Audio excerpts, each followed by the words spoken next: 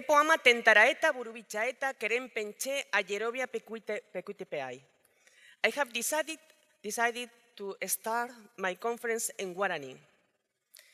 The language they talk a lot of people in the south of Bolivia, in the Chaco Boliviano, and because really these people is the people that suffer the Chagas diseases, and they are living with a lot of problems in this area. And I would like really to do a homage to all the people that live in the same condition like the Guarani people and in other places in the world. I was worried this afternoon because I have to confess you that I sound very bad. I play basket very bad, and I speak English very bad. And well, I would like really that you understand me, my feelings, my dreams, my fight. And I decide to read because probably you will understand better my life, and I want to explain you. Firstly, I would like to introduce myself. I am a scientist, in fact, a doctor in chemistry. I first specialized in metal corrosion. Not very poetic, I know. However, it led me to Israel in 1993, where I was fortunate enough to get to know and live amongst a wide variety of people with different religious beliefs to mine: Jews, Muslim, Orthodox, Copts. Many of them are now good friends of mine. My research was to take me to the field of public health with a view to controlling all types of arthropods. In other words, I am a bug exterminator. Say like this, I know, it doesn't sound very elegant, but if I were to tell you that my knowledge of polymer has allowed me to develop a technology based on biopolymeric microencapsulation in a fly, which can control insects which transmit endemic diseases such as malaria, dengue, or Chagas, then maybe now I have aroused your curiosity. Divine Providence disposed that this technology should not end up in European countries, but rather in Bolivia, with the Guarani people. From there, it spread to other Latin American countries, and then to Africa. Without realizing, began to have an international profile at a small scale. Once again, this allowed me to interact with very different people from very different places from around the world. The sociology of the indigenous world is a completely different story. There is a more direct contact with nature, and there is a religious syncretism which is difficult to understand from a Western point of view. There exists a certain poetic wisdom which has nothing to do with science and which interprets life as the need to respect the environment, namely La Pachamama. It doesn't matter if La Pachamama is cruel to them and brings triatomines and mosquitoes which infect them. I am going to share with you some very moving examples of this which I have experienced. Bolivia, summer of '98. Some Guaranis have been forced through the sea to leave their lands. There is no sign of protest, but one of those affected is overheard saying, "Poor man, when he dies, he will be eternally sad because he has no soul." Poetic wisdom of a justice. Colombia, October 2000. The Coquis Indians who live in Sierra Nevada at more than 4,000 meters of altitude began to suffer from illnesses transmitted by a mosquito. When they tried to convince their chief that it would be convenient to take action to eliminate these insects, the chief remained silent. After a few minutes, he requests a couple of months so that he can ponder his decision. The reason being that he needed to talk to La Pachamama, Mother Nature. We asked the translator to ask him why. So, the Mother Nature can give me permission to take action, but not before the mosquitoes have been able to live, before the treatment is carried out. And what happens if the mosquitoes do not live? Well, in that case, it will be their fault, because they have been pre-warned. Poetic wisdom of the environment. Mexico, February 2004. The Purépecha leader, Lupita Hernández, is the first woman in her indigenous village to take the floor to address an auditorium of local authority and participants at an official event. Lupita spoke of poverty amongst women, of their unpaid work, of their lack of training. She doesn't attack anybody, but she makes it very clear to her people that awakening of the indigenous woman is inevitable. Poetic wisdom of feminism.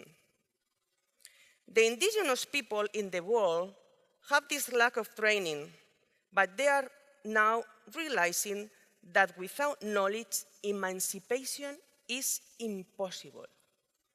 Personal and collective autonomy is paramount and the basis for the development of people. Once having dealt with health issues, then education becomes the key to survival. We all need to feel again.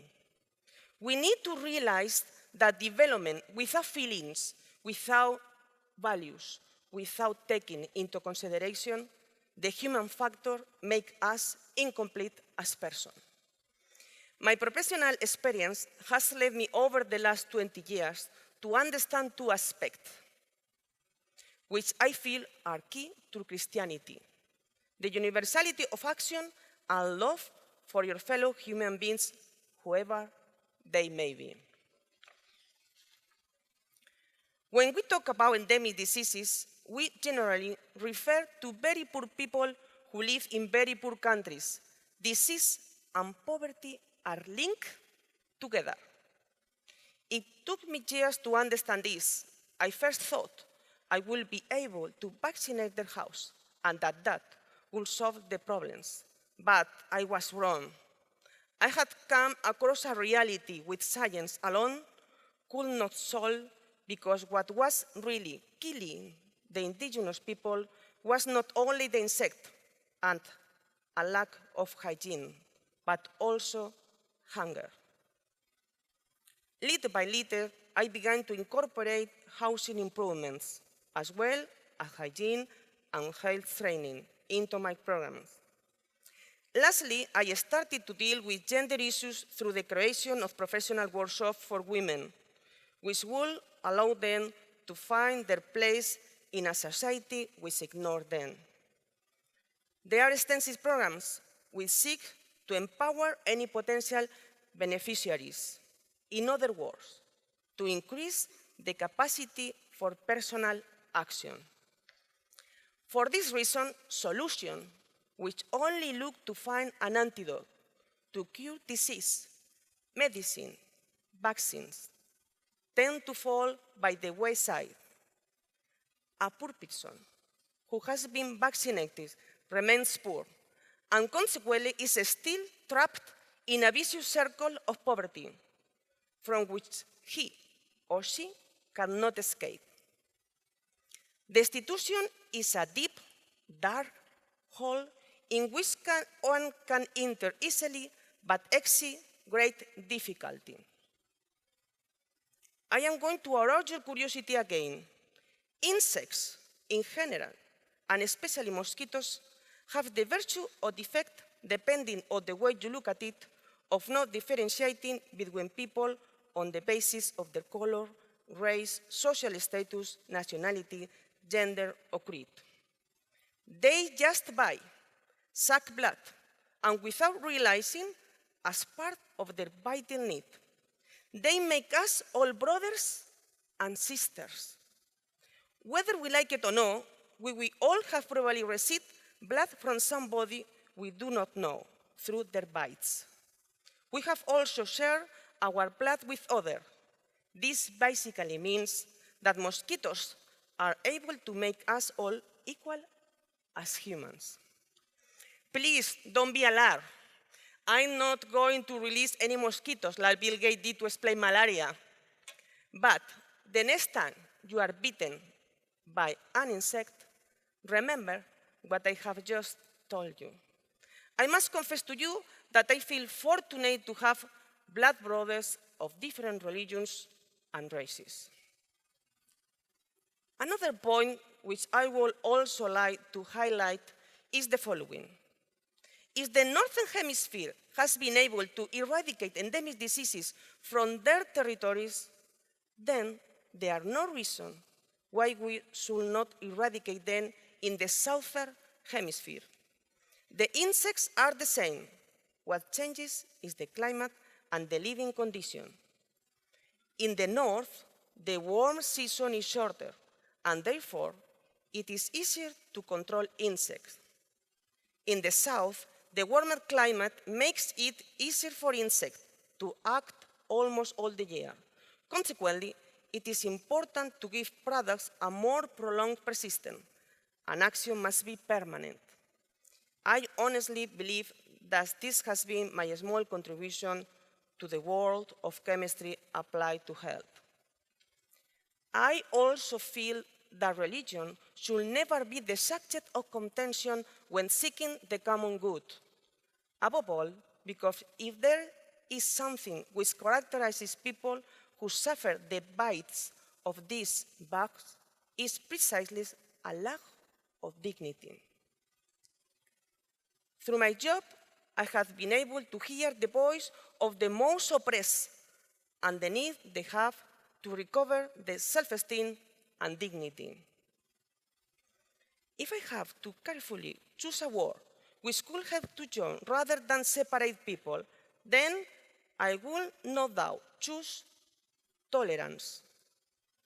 In other words, a deep sense of respect for he or she who is not similar to us or who may not think the same as us. Ultimately, if there is only one God, then all the religions of the world are only paths which lead to universal love. Well, since this morning you all know each other, I would like you to put this knowledge in action. And so I invite you first to hug each other, and then I would like, with Gloria,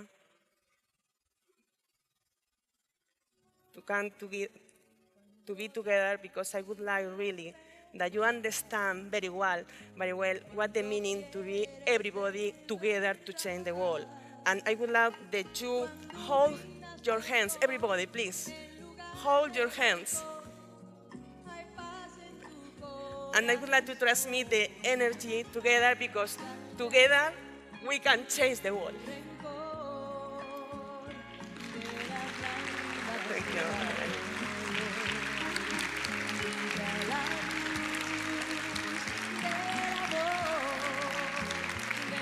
Gracias por subir, porque como hablo muy mal.